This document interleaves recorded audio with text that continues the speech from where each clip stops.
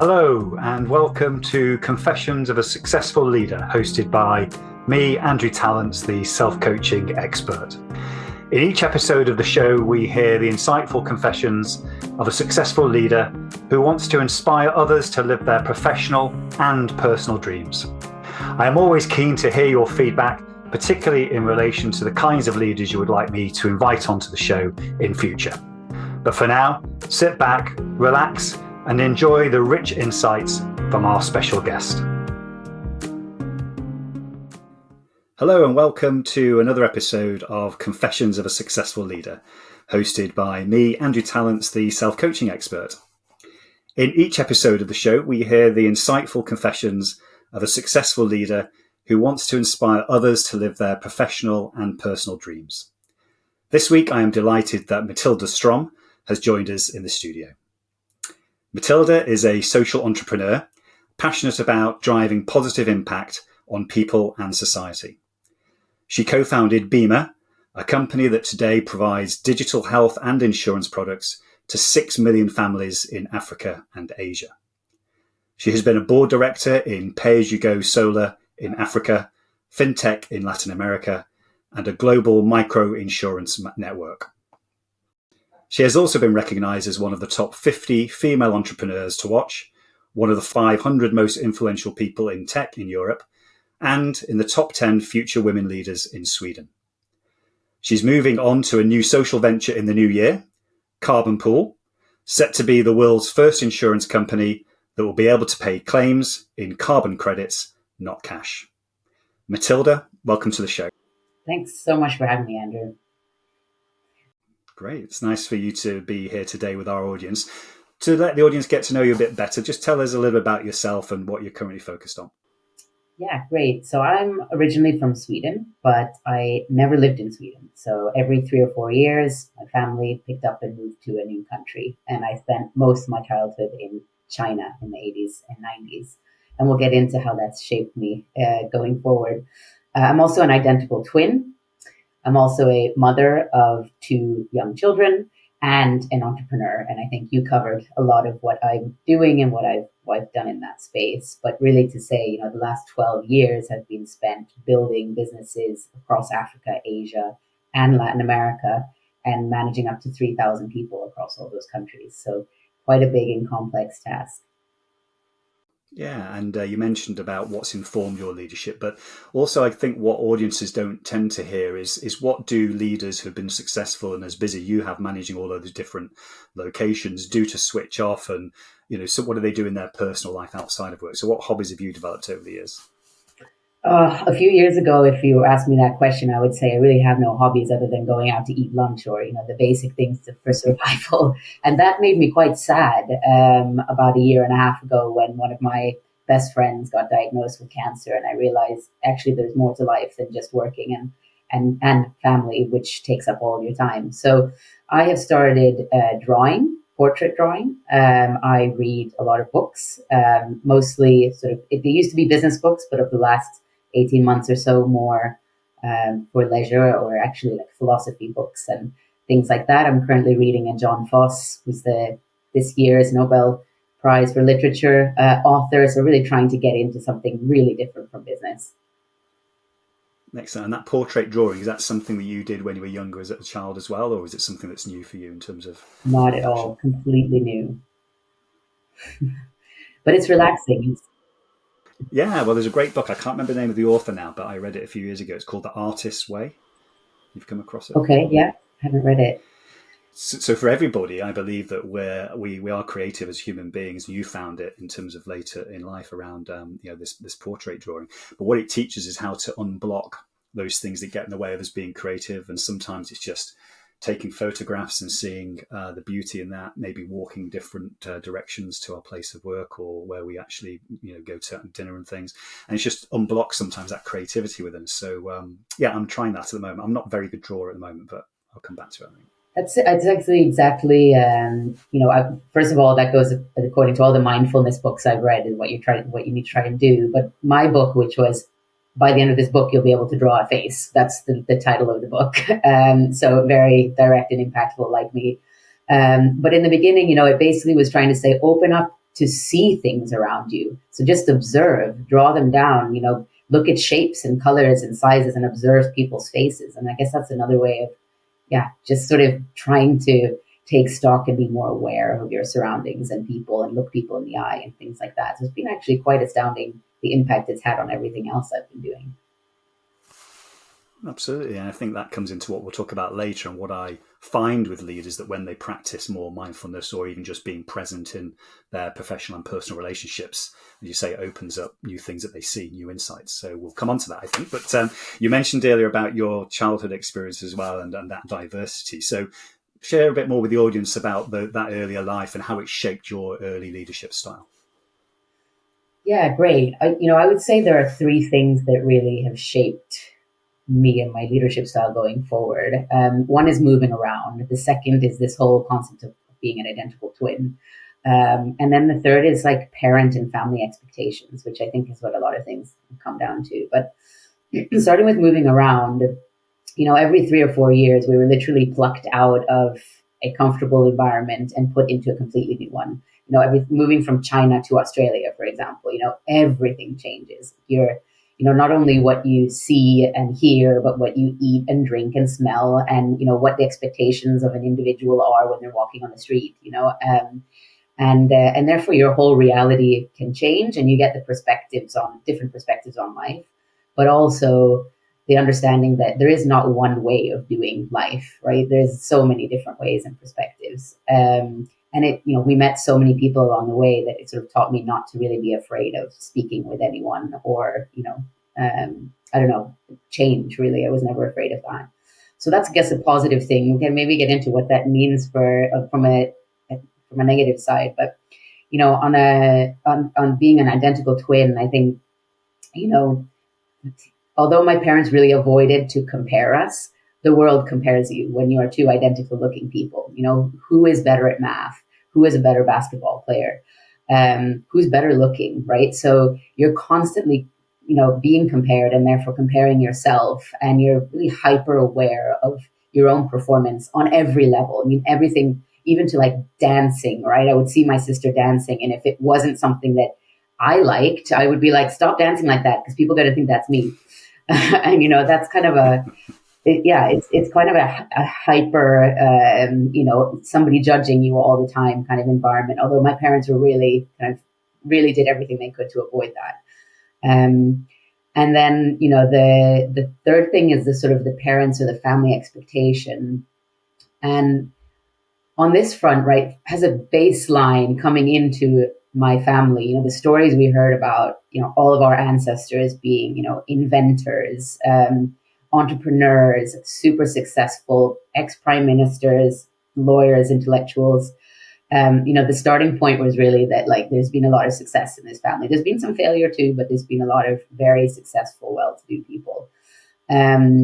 And the dinner table discussions, my father liked to tell stories about, how, as a leader, this is what you do, and how do you let somebody go in a humane and dignified way so that they're happy when they're leaving. And then he had, or has, he's still here, some mantras that he just really hammered into us, like, never, ever, ever give up, 1, 2, 3, ABC, like everything's simple and solvable. And, you will be the best at anything that you do. Even if you sweep streets, you're going to be the best street sweeper there is, right? And so I guess coming out of that environment, you sort of, first of all, have this sort of sense of like, wow, I can do anything and I'm going to be really good at it. And then you have this sort of counter where it's like, well, you better not fail, because that failure and weakness isn't really kind of as okay, and gives a bit of insecurity of like, am I enough? And then there's this immense work ethic. Like my parents both worked themselves to death in many cases. And so kind of those three things combined is like, I suppose, what has driven where I am right now, or where I was. Now I've changed a little bit, but where it come from. Yeah, and that's good to hear as well. We can change, but it's interesting when we're at that stage of being informed by those beliefs which are instilled in us, because obviously we start with nothing in terms of our beliefs and we're shaped by our family systems, you said. Then it's about how do we then at some point become aware about when they're serving us or when they're not. And what's very interesting about what you say is very different to what a lot of the leaders sometimes have to cope with. I was reading I think it was is it Gabor Mate's latest book, The Myth of Normal, and he talks there about generational trauma, which is different to what you're talking about. There's almost that generational success. I know there are a few failures, but this in the generations about all these things that have been achieved, and sometimes that then informs how we grow up, and it's not even our own trauma or belief systems in that sense. And That's it's just true. fascinating how it informs it. Yeah. It does. And I mean, I suppose the counter to that, maybe, and also my narrative is that, the thing that, so my father's life was very tainted by a big failure. Like they were very well off, a family of 5 kids. First, they lost one of them, so there were four in the end. And then his father lost everything from being the most successful sort of butcher, sort of meat market maker in the south of Sweden to losing everything. And they sort of fell into poverty. And I think that's what's shaped his mantras and narratives around, you got to look after yourself and work hard and pull up your boots. And so there's maybe a little bit of that generational trauma coming through from him, but with this expectation that, there's all the people before that were successful. So you've got to live up to it. And again, what I love about this kind of program and show that the audience are listening to now is it's about how do we become aware of those things that really have served us for many years, and then suddenly they don't necessarily help us, and we can change in the way that we show up in our relationship. So share with us, when did you first notice that maybe that belief system that you'd had built for you in that sense started impacting some of your leadership capability? Yeah. I mean, at the beginning of a career, right, you having kind of grit and work ethic and perfectionism and all the things that I guess were built up in me is like what helps you to accelerate. And so, did really well, was a good performer in the early years. And then when you kind of get up to a management or leadership level and you're managing, 17 countries and 3,000 people, the problems get more complex. You may not even know what the right question to ask is, let alone what the answer is. And you don't have 100% of the data to make the decisions. And that can drive quite a lot of insecurity and sort of lack of confidence in how do you now take this forward, because you're not going to get the perfect answer to something. Also, I think, as I got to be a leader, looking after a lot of people, sort of being able to delegate. And it seems like such a sort of basic thing, but other people have to, if you're a perfectionist, and I think even the Elon Musks of this world struggle with this, like you kind of are like, it's not good enough unless I've really put my stamp on it. And you sort of fear that the output is going to be bad. And sometimes you are burned by that. There are people who sort of say that, something that you weren't involved in, but because it's in your accountability is your fault. And that kind of hurts you more than it should. And then, there was a big risk of burnout for myself and my team. And I saw my sister go through a bit of a burnout herself. And I was actually told, and I don't think I then had the wave of realization, but I was kind of told at one stage, I was given feedback that I was, could be inflexible, could be a bit stubborn, could want things my way.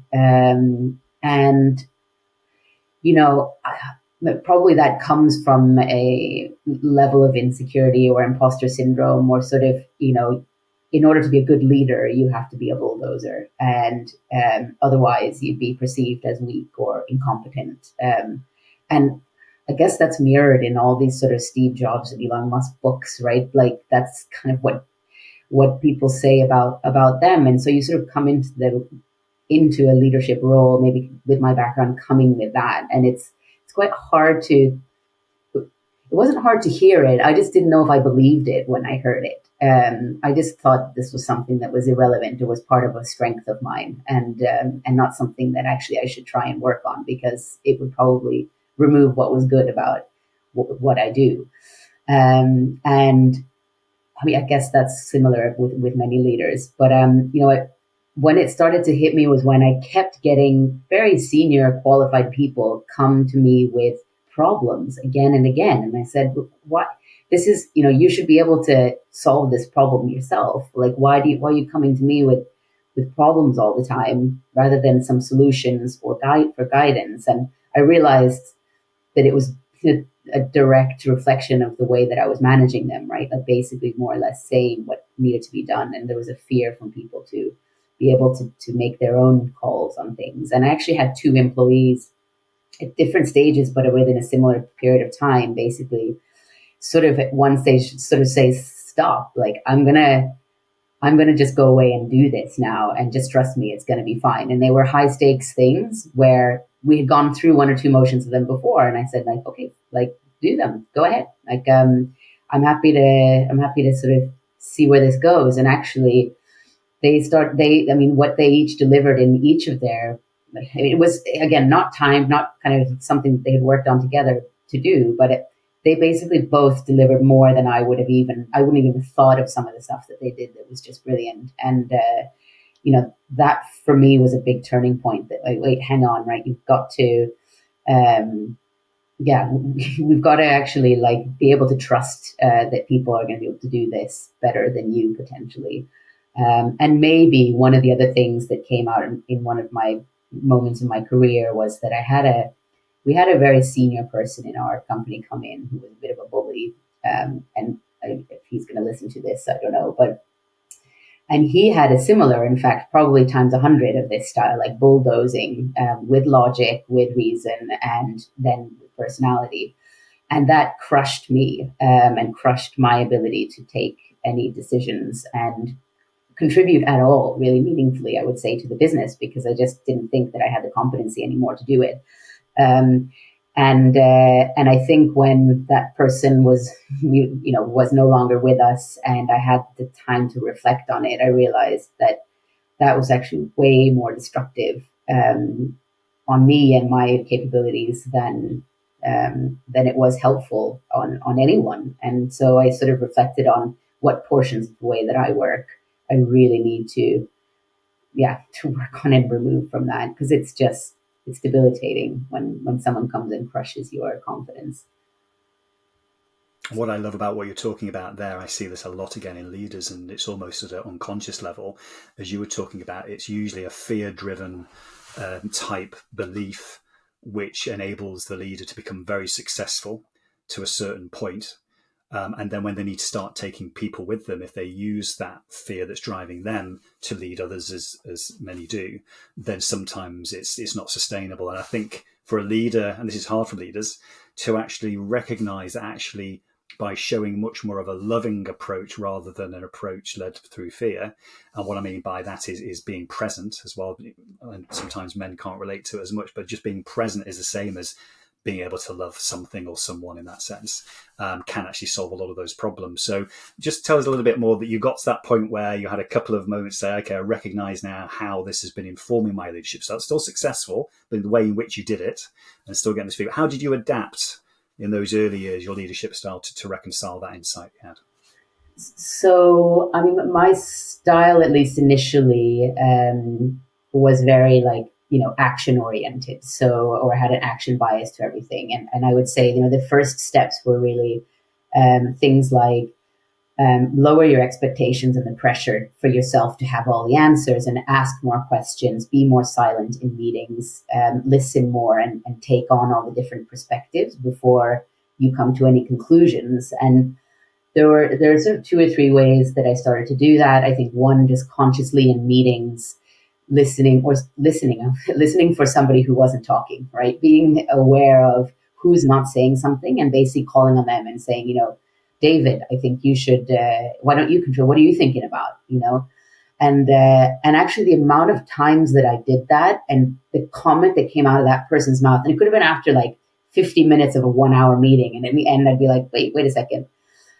Would be like, I mean, that was just invaluable. Why didn't I ask that before? Why didn't this person speak up? And so all those learnings have helped kind of continue that. But now I also do things like, I realize not everybody is at their best when they're in a meeting situation, and they might be better having written something down ahead of time. And so, before quarterly review sessions and sometimes before the meetings, I would ask people to answer questions in writing beforehand and send it to me, and then we'd be able to go into meetings with their thoughts, their real thoughts on paper, like, what's the worst thing about this company, and just an open-ended kind of question, or what do you think is our best strength, or what's the one thing that's going to make us fail. And many people actually won't dare to say in meetings, even if you call on them, to say the real thing that's on their mind, but they might dare to put it in writing, and they definitely would dare to put it in writing if it's anonymous. But I try to not make that. You got to be accountable for it. But and then there's another kind of technique, but I'll kind of maybe talk about that I'll go into a little bit like more later about other techniques of how you actually get this like things out of people. Because at first, like I said, it was just like this person has to speak up, but that's not what's the way that many people will give you their best. The other thing was positive feedback. I'm pretty bad at that still, saying what I really like about somebody or what I really think is great about them. And it's starting to be really conscious about always saying something positive. Either it's every meeting or, of course, all the reviews, kind of really going deep into what's really great about what somebody is and does is not only helpful for them to feel like, this is what I'm really good at. And, it helps them to be confident in that. But also it helped me to really see, like, there's a lot of strengths, and how do I play to those strengths in these people? And then the other thing that I started to do, and actually only realized it this year, and this year has been particularly difficult for many companies the last 18 months because of the funding situation and the whole economic climate. And I had a colleague, mostly this is females, unfortunately, or fortunately, I don't know. But she started crying in a call with me, and was a combination of like frustrated and angry and upset, and just everything came out in tears. But of course, also in actually excellent reflections on what was happening and what needed to be done. And I came out of that call, and I just thought of something, and I wrote it to her, and I said, your emotions are actually your superpower, because they give you this like immense clarity about what is actually going wrong and what are the 3 things we need to do to solve it. So I was like, if you can just capture all of those frustrations in a couple bullets for me and what you actually think needs to be done, then it's like you should never apologize for having those emotions. In fact, just hone them and use them, because that's what I need as a leader. When somebody gets emotional is when there's something very clear to them that needs to happen. And yeah, those sorts of moments for me were like, wow, there's so much more depth and power and, layers and levels to how to actually be successful and make this work. And it isn't just about an action and talking and, all the things that you might think. Yeah, well, what comes to mind is that many leaders may have heard about this, but there's a lovely book by Nancy Klein called Time to Think. And, what you were talking about there is actually bringing more time and space into those meetings for people to be able to fill it, as opposed to being rushed and the usual kinds of mechanisms of getting to the end of an objective. And what I love about the example around the person crying is some people just need to be seen and to be, recognized that they can be who they want to be in that moment, as opposed to just brushed to the side and let's move on. And it's hard to deal with emotion. I know we'll talk about this in a moment, but one of my saboteurs that Shirzad Shamim talks about is hyper-rational. So when I see somebody crying in front of me and it's quite a difficult situation, my immediate reaction is to ask why. Yeah, I'm trying to be helpful, but actually asking why at that moment is not necessarily going to get the person seen in terms of really just being with that person. So I love the examples you've given there in terms of recognizing people in that sense. And that moves us on nicely to, I guess, your saboteurs. So what I love about what you've talked about so far is how you proactively change your style with the insight that you had. What about when you're reacting? So we're all triggered because of our self-beliefs, where they've come from. And even though we can be proactive, some relationships, some people trigger us into that unconscious response where we fall back into those negative traits. How have you maintained that positivity around your positive leadership style and sustain that?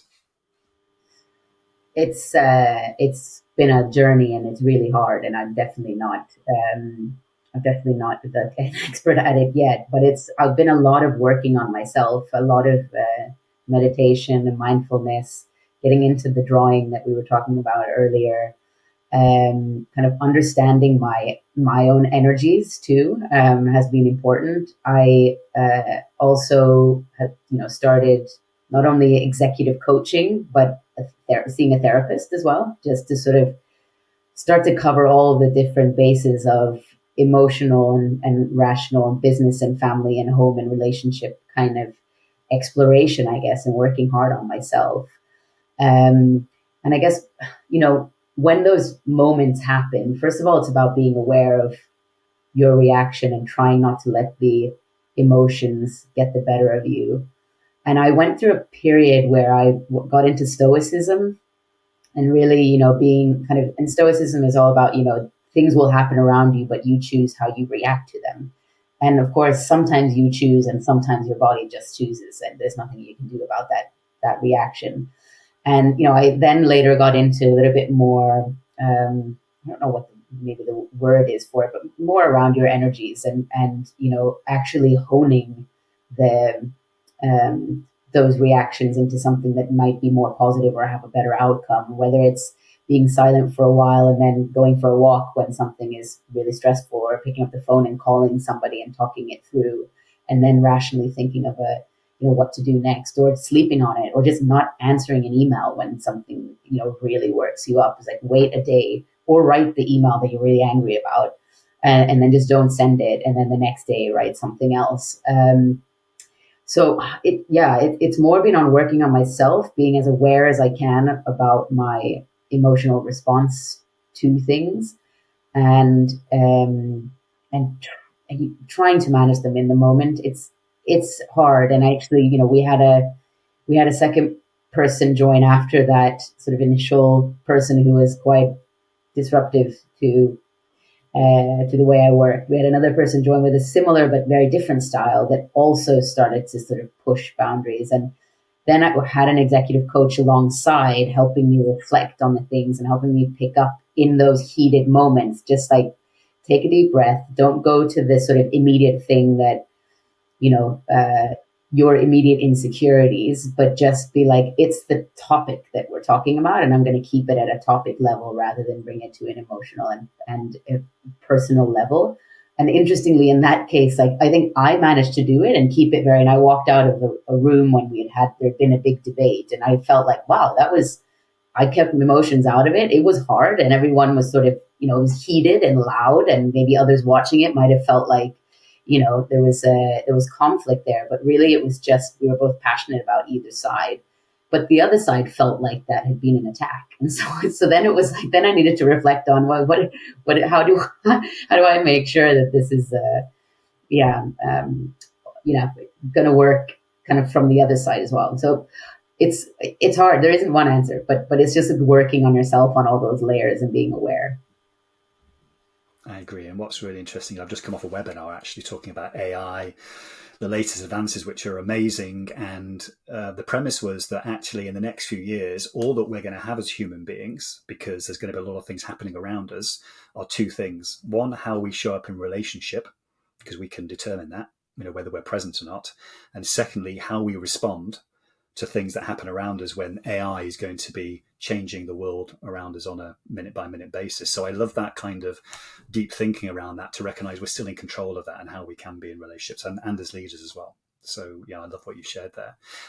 Bear in mind what you've said so far, and other people out there now resonating with your story about moving around, the kind of family background and that early success and the insight and acting on that.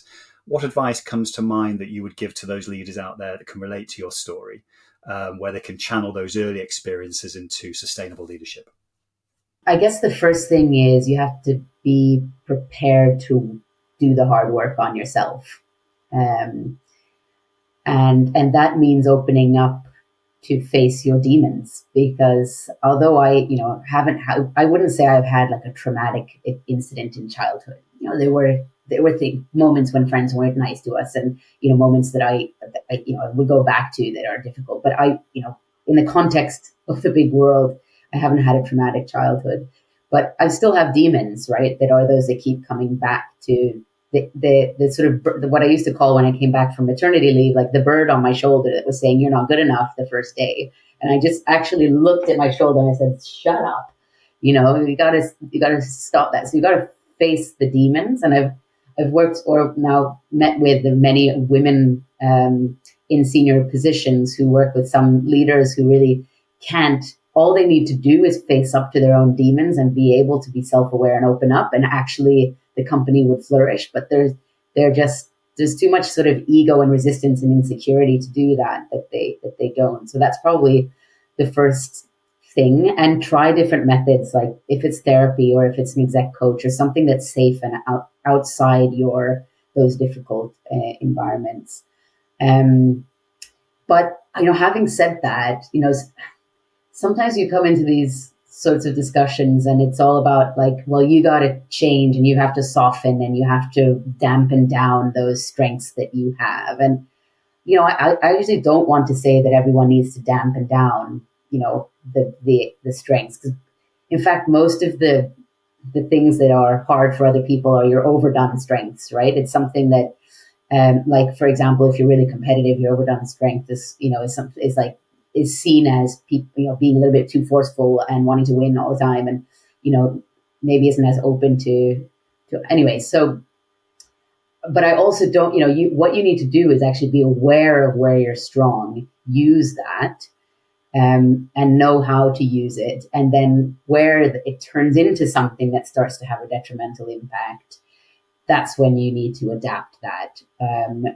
And so it's there. I think with leadership, people think sometimes it's only about like waking up at 5 a.m. and going for a cold water swim, and then you've done the things, or face see a therapist and face those demons. But it's like actually it's about the adaptation to every individual need. I mean, actually, I had one of those 360 leadership kind of test reports we did once, where each employee that worked for you like rated you and measured you and told you what style you had. And my style was very different for each person, which was just really unique. And I was like, but it's because each person is at a different stage of their journey in the company, in career, also needs to be treated very differently.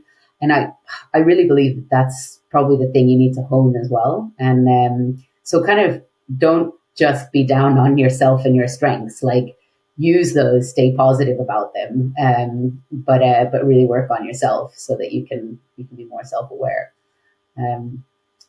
I can. One of the things I did a course, which I don't know how to describe it, but it became like a type of a manifestation course.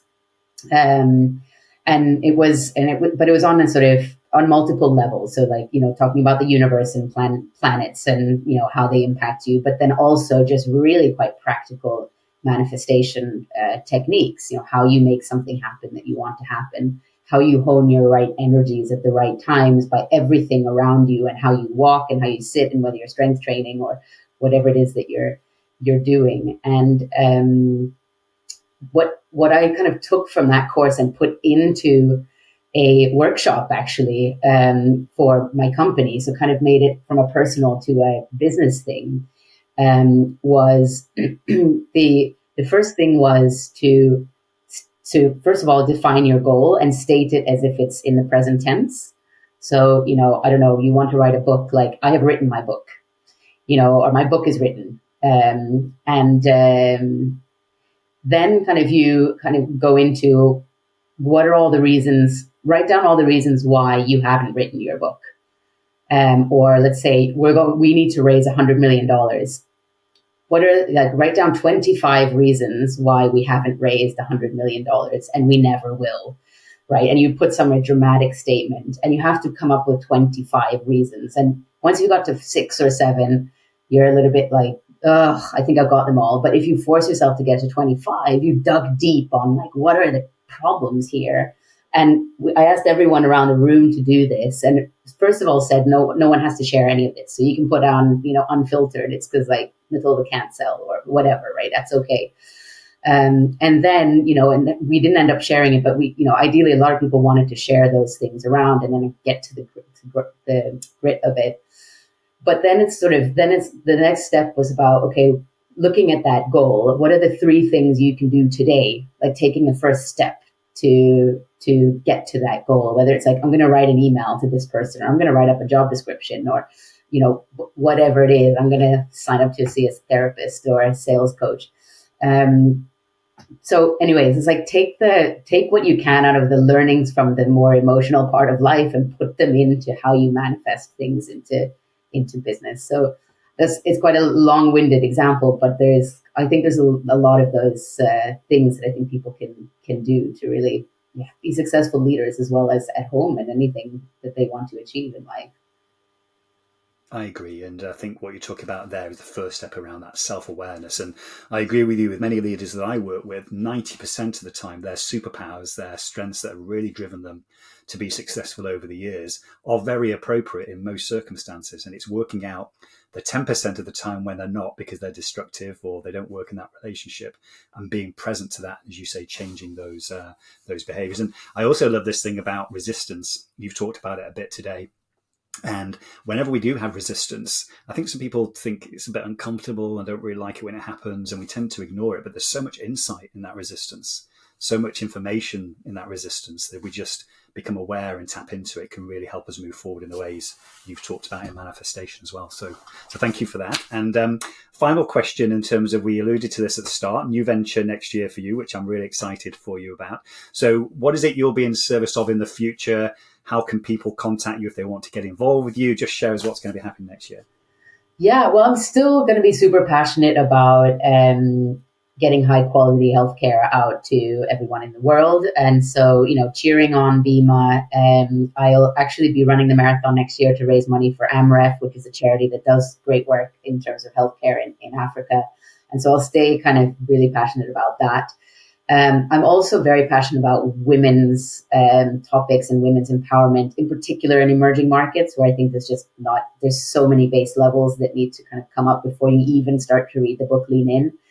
And then we get on to what I'm going to be doing day to day, which is this sort of very exciting insurance for climate business, which is really trying to legitimize and validate and correct in many ways the carbon credit market that is in such disrepair right now, but I think really needs to work in order for us to reach our net zero targets in 2030. And with insurance, that's typically the mechanism that corrects markets. That's the boring behind the scenes thing. And I think being able to put that in place to just get the market to where it needs to be, I think is super exciting. It'd be the first insurance company with a balance sheet based on carbon credits. So, and that has so many different ripples out into the climate world. So anyone interested in any of those 3 topics, please do reach out. I'll be able to put you in touch with people, or happy for you to help or work with us potentially. Excellent. And in the show notes we put out, we'll put your contact details on there, Matilda, so people can get hold of you as well. So, well, Matilda, I really appreciate you sharing your experiences. It's been a delight to spend time with you. I've really learned a lot myself. I know the audience out there would have learned an awful lot, been inspired to reflect on their own leadership, how they lead themselves, how they might lead others differently. I really appreciate your time today. So thank you very much. Thank you so much. It's been really interesting. And also sort of thinking about all these topics as I've gone into this is another sort of thing to help me to reflect on how I lead and how I should lead going forward. So thanks a lot for that. Yeah, thanks, Matilda. I hope all the audience out there enjoyed this episode of Confessions of a Successful Leader. You can find out more information about conscious leadership and self-coaching by just typing in Andrew Tallents into LinkedIn or in your favorite browser, or into an AI browser now, I suppose, as well. So until next time, don't forget to stay present, curious, and above all, conscious. Goodbye. I hope you enjoyed this episode of Confessions of a Successful Leader. You can access all previous episodes of the show at confessionsofaSuccessfulLeader.com. If you are interested in finding out more about conscious leadership and self-coaching, just type in Andrew Tallents into LinkedIn or your favorite browser, and you'll find my contact details and all the content that you need. Until next time, don't forget to stay present, curious, and above all, conscious.